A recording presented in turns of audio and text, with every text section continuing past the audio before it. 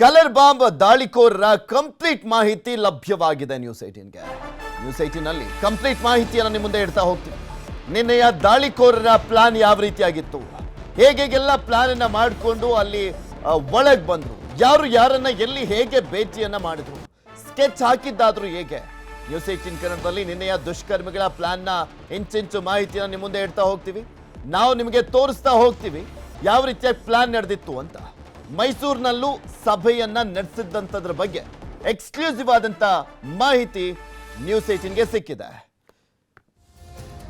ಈಗ ಆಲ್ರೆಡಿ ಈ ಒಂದು ಪ್ರಕರಣಕ್ಕೆ ಸಂಬಂಧಪಟ್ಟಂತೆ 7 ಜನರ ವಿರುದ್ಧ FIR ಆಗಿದೆ. ಅದರಲ್ಲಿ 4 ವಿರುದ್ಧ UAPA ಆಕ್ಟ್ ಅಡಿಯಲ್ಲಿ ಪ್ರಕರಣವನ್ನ ದಾಖಲು ಮಾಡಲಾಗಿರುವಂಥದ್ದು. ಅಂದ್ರೆ ದೇಶದ್ರೋಹದ ಒಂದು ಆರೋಪವನ್ನು ಮಾಡ್ತಾ ಪ್ರಕರಣವನ್ನ ದಾಖಲು ಮಾಡಲಾಗಿರುವಂಥದ್ದು. ಟೋಟಲ್ ಆಗಿ 5ರನ್ನ ಅಂದ್ರೆ 6 ಜನರನ್ನ ಬಂಧಿಸಲಾಗಿದೆ. ಇನ್ನೊಬ್ರು ಎಸ್ಕೇಪ್ ಆಗಿದ್ದಾರೆ, ಅವರನ್ನ ಹುಡುಕುವಂತ ಪ್ರಯತ್ನ ಮಾಡಲಾಗ್ತಾ ಇದೆ.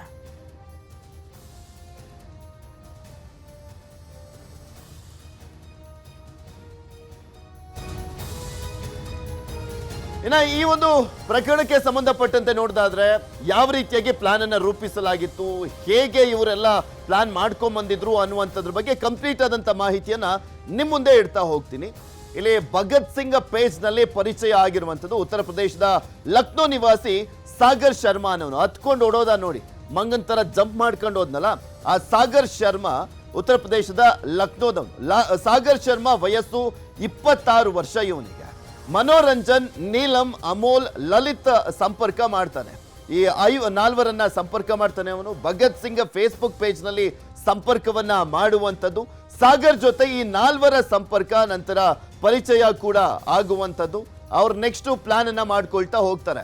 ಮೈಸೂರಲ್ಲಿ ದುಷ್ಕರ್ಮಿಗಳ ಭೇಟಿ ಆಗುತ್ತೆ. 1.5 ವರ್ಷದ ಹಿಂದೆ ಎಲ್ಲರೂ ಕೂಡ ಮೈಸೂರಲ್ಲಿ ಭೇಟಿಯನ್ನ ಮಾಡಿರ್ತಾರೆ. ಸಾಮಾಜಿಕ ವಿಷಯದ ಕುರಿತು ಚರ್ಚಿಸಲಿಕ್ಕೆ ಭೇಟಿಯನ್ನ ಮಾಡಿರ್ತಾರೆ. ಆ ಸಂದರ್ಭದಲ್ಲಿ ವಿಷಯ ಎತ್ತಿಕೊಳ್ಳುವ ಕುರಿತು ಮೈಸೂರಲ್ಲಿ ಚರ್ಚೆಯನ್ನ ಮಾಡ್ತಾರೆ, ಯಾವ ವಿಷಯವನ್ನ ಎತ್ಕೊಳ್ಬೇಕು ಅಂತ.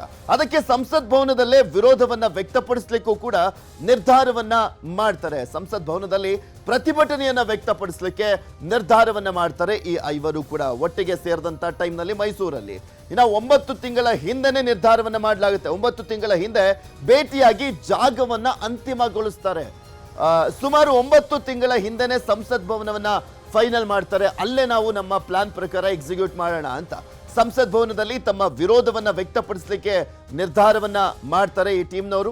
ಮಾರ್ಚ್ನಲ್ಲಿನ ಬಜೆಟ್ ಸೆಷನ್ ವೇಳೆ ಮನೋರಂಜನ್ ಅನ್ನ ಭೇಟಿಯನ್ನ ಮಾಡಲಾಗುತ್ತೆ. ಮಾರ್ಚ್ನಲ್ಲಿ ನಡೆಯುತ್ತಲ್ಲ ಬಜೆಟ್ ಸೆಷನ್, ಆ ಸಂದರ್ಭದಲ್ಲಿ ಸಂಸತ್ಗೆ ಭೇಟಿಯನ್ನ ನೀಡಿ ಪ್ಲಾನ್ ಅನ್ನ ಸಿದ್ಧಪಡಿಸಿದ್ದ ಮನೋರಂಜನ್ ಇದನ್ನಲ್ಲ ನಮ್ಮ ರಾಜ್ಯದವನು, ಅವನ ಅಲ್ಲಿ ಭೇಟಿಯನ್ನ ನೋಡಿ ಪ್ಲಾನ್ ಅನ್ನ ಸಿದ್ಧಪಡಿಸ್ತಾನೆ.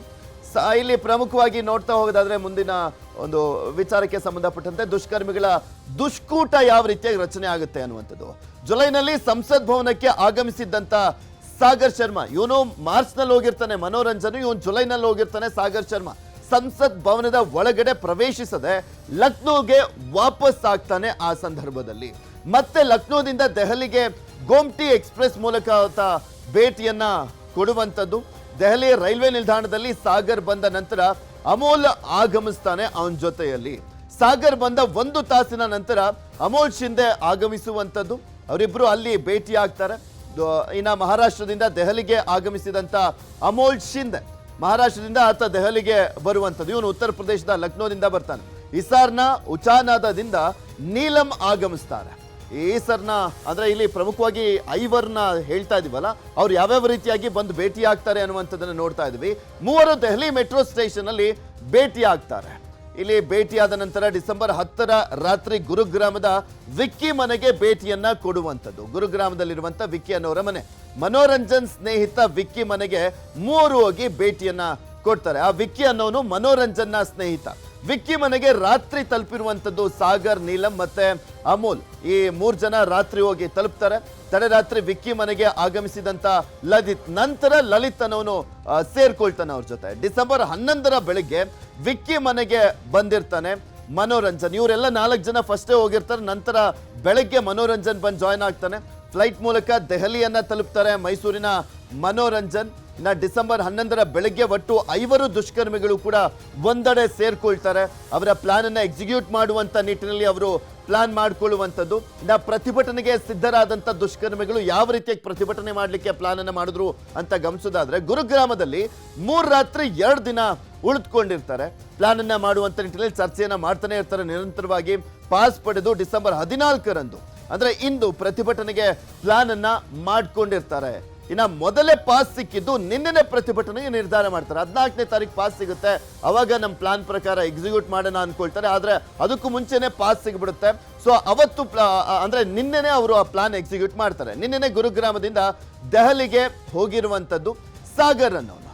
ದೆಹಲಿಯಲ್ಲಿ ತ್ರಿವರ್ಣ ಧ್ವಜ ಪಾಸ್ ಅನ್ನ ಪಡಿಲಿಕ್ಕೆ ಬಂದಿರ್ತಾನೆ ಸಾಗರ್.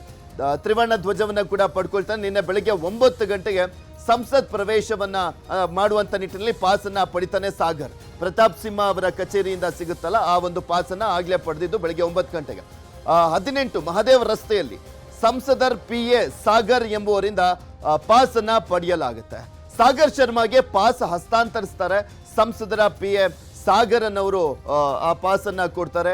10 ಗಂಟೆ ಸುಮಾರಿಗೆ ಸದರ್ ಬಜಾರ್ ಅನ್ನ ತಲುಪಿದಂತ ಸಾಗರ್ ಶರ್ಮಾ 2 ತ್ರಿವರ್ಣ ಧ್ವಜವನ್ನ ಖರೀದಿಸಿ ಇತರರ ಭೇಟಿಗೆ ಇಂಡಿಯಾ ಗೇಟ್ಗೆ ಆಗಮಿಸುವಂತದ್ದು ಸಾಗರ್ ಶರ್ಮಾ. ಗುರುಗ್ರಾಮದಿಂದ ದೆಹಲಿಗೆ ಕ್ಯಾಬ್ನಲ್ಲಿ ಆಗಮಿಸ್ತಾನೆ. 4 ಸ್ನೇಹಿತರು ಕೂಡ ಅಲ್ಲಿ ಸೇರ್ಕೊಳ್ತಾರೆ. ನೀಲಂ, ಮನೋರಂಜನ್, ಲಲಿತ್, ಅಮೋಲ್ ಇಂಡಿಯಾ ಗೇಟ್ಗೆ ಆಗಮಿಸ್ತಾರೆ. ಇವರೆಲ್ಲರೂ ಕೂಡ ಒಟ್ಟಿಗೆ ಸೇರ್ಕೊಳ್ತಾರೆ ಇಂಡಿಯಾ ಗೇಟ್ ಬಳಿ. ಅರ್ಧ ಗಂಟೆ ಕಾಲ ಈ ದುಷ್ಕರ್ಮಿಗಳಿಂದ ಚರ್ಚೆಯನ್ನ ಮಾಡಲಾಗುತ್ತೆ, ಏನೇನು ಮಾಡಬೇಕು ಅನ್ನುವಂಥದ್ರ ಬಗ್ಗೆ.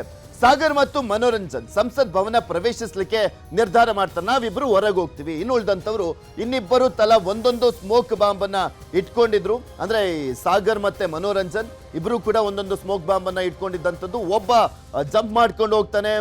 ಇಲ್ಲಿ ಸಾಗರ್ ಶರ್ಮಾ ಜಂಪ್ ಮಾಡ್ಕೊಂಡು ಹೋಗುವಂಥದ್ದು. ಅವನು ಅಲ್ಲೊಂದು ಶೂನಿಂದ ತೆಗೆದು ಅದನ್ನ ಓಪನ್ ಮಾಡುವಂಥದ್ದು ಗಮನಿಸಿದ್ರೆ ನೀವು. ಹಳದಿ ಬಣ್ಣದ ಸ್ಮೋಕ್ ಬಾಂಬ್ ಶೂನಲ್ಲಿ ಇಟ್ಕೊಂಡಿದ್ರು. ಅದಕ್ಕೆ ಅಂತಾನೆ ಸ್ಪೆಷಲ್ ಶೂ ಅನ್ನ ತಗೊಂಡಿದ್ದ. ಲಕ್ನೋದಿಂದ ಸಾಗರ್ ತಂದಿದ್ದಂಥ ಶೂನಲ್ಲಿ ಜಾಗವನ್ನ ಮಾಡಿ ಸ್ಮೋಕ್ ಬಾಂಬ್ ಅನ್ನ ಅಲ್ಲಿ ಓಪನ್ ಮಾಡಲಾಗುತ್ತೆ. ಇನ್ನು ನೀಲಂ, ಅಮೋಲ್, ಲಲಿತ್ ಜಾ ಹೊರಗಡೆ ಪ್ರತಿಭಟನೆಗೆ ನಿರ್ಧಾರ ಮಾಡ್ತಾರೆ. ಇವರಿಬ್ರು ಒಳಗೆ ಹೋಗಿದ್ರೆ ಇನ್ನು 3 ಜನ ಹೊರಗಡೆ ಪ್ರತಿಭಟನೆ. 12 ಗಂಟೆ ಸುಮಾರಿಗೆ ಸಾಗರ್ ಮತ್ತು ಮನೋರಂಜನ್ ಸಂಸತ್ತನ್ನ ಪ್ರವೇಶ ಮಾಡ್ತಾರೆ. 12 ಗಂಟೆ ಸುಮಾರಿಗೆ ಲೋಕಸಭೆಯಲ್ಲಿ ಸ್ಮೋಕ್ ಬಾಂಬ್ ಅನ್ನ ಎಸೆಯುವಂಥದ್ದು. ಮೇಲಿಂದ ಕೆಳಗಡೆ ಮನೋರಂಜನ್ ಎಸೆತಾನೆ ಮತ್ತು ಒಂದ್ ಕಡೆ ಸಾಗರ್ ಶರ್ಮಾ ಜಂಪ್ ಮಾಡ್ಕೊಂಡು ಹೋಗಿ ಅಲ್ಲಿ ಶೂನಲ್ಲಿ ಇದ್ದಂತ ಒಂದು ಸ್ಮೋಕ್ ಬಾಂಬ್ ಅನ್ನ ಓಪನ್ ಮಾಡಿ. ಕನ್ನಡಿಗರ ಮೆಚ್ಚಿನ ನಿಮ್ಮ ನ್ಯೂಸ್ 18 ಕನ್ನಡ ಈಗ ವಾಟ್ಸ್ಆಪ್ನಲ್ಲಿಯೂ ಲಭ್ಯ. ಕರ್ನಾಟಕ ಮತ್ತು ದೇಶ ವಿದೇಶದ 360 ಡಿಗ್ರಿ ಸುದ್ದಿ ವಿವರವನ್ನ ನೀವು ನಿಮ್ಮ ಕೈ ಬೆರಳುಗಳಲ್ಲಿಯೇ ಪಡೆಯೋದಿಕ್ಕೆ ಈ QR ಕೋಡ್ ಅನ್ನ ಸ್ಕ್ಯಾನ್ ಮಾಡಿ. ನಮ್ಮ ಚಾನೆಲ್ ಅನ್ನ ಫಾಲೋ ಮಾಡಿ, ನೋಟಿಫಿಕೇಶನ್ ಆನ್ ಮಾಡಿ.